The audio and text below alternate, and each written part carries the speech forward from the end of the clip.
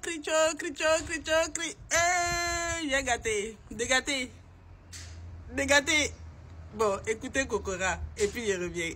Donc ils disent que oui, dans notre pays, il y a des milliards qui sont volés. Vous ne savez même pas comment gérer un pays. Un pays qui fait des détournements, donc un principe de gouvernance, ne reçoit pas de financement de la communauté internationale ou des bailleurs. Mais aujourd'hui, la Côte d'Ivoire a la confiance donc de nos partenaires. Parce qu'il y a la bonne gestion donc des ressources que nous engrangeons grâce à nos partenaires. Et donc, les indicateurs sont là. Que ce soit au niveau de la lutte contre la corruption, on était à la 111e. Aujourd'hui, nous sommes à la 87e place.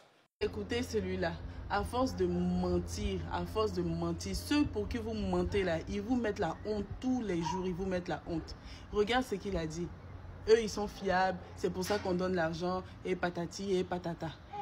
Maintenant, regardez, la Côte d'Ivoire est placée sur une liste de blanchiment de capitaux et de financement de terroristes sur la liste noire. La liste noire, ça veut dire qu'après noir, il n'y a pas une autre couleur.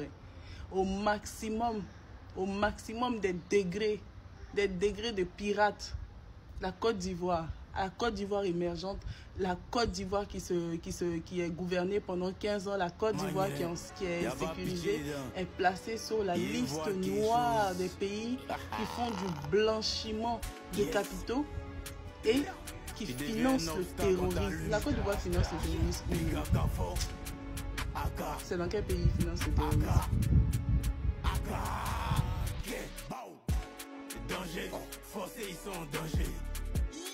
Pour la pêche, l'UE mise 2 milliards de francs CFA sur 4 ans pour un nouvel accord avec la Côte d'Ivoire. Les amis, c'est grave. C'est quand même grave. On a vu en Côte d'Ivoire ici, ils ont fait un seul, comment dirais-je, un seul château d'eau à 14 milliards. Mais pour...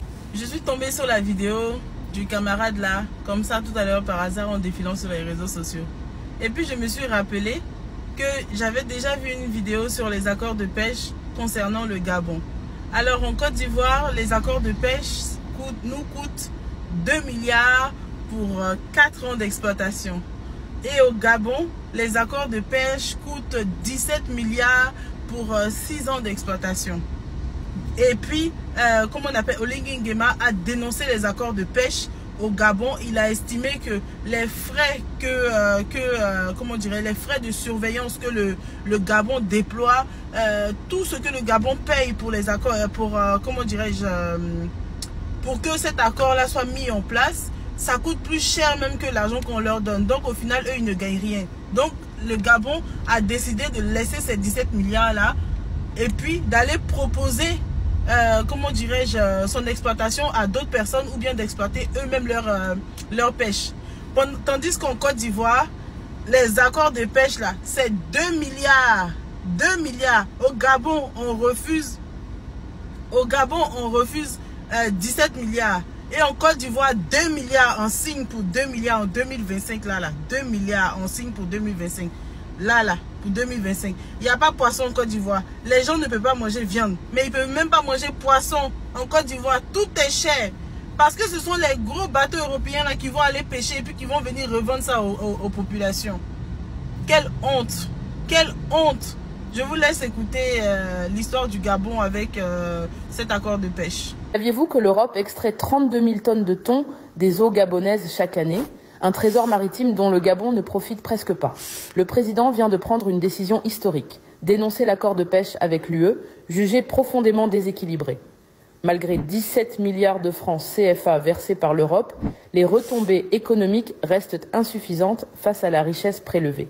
Plus grave encore, absence d'infrastructures locales, peu d'emplois créés et risque de surexploitation. Le Gabon exige désormais un partenariat équitable ou cherchera d'autres alliés pour développer sa propre filière thonière nationale.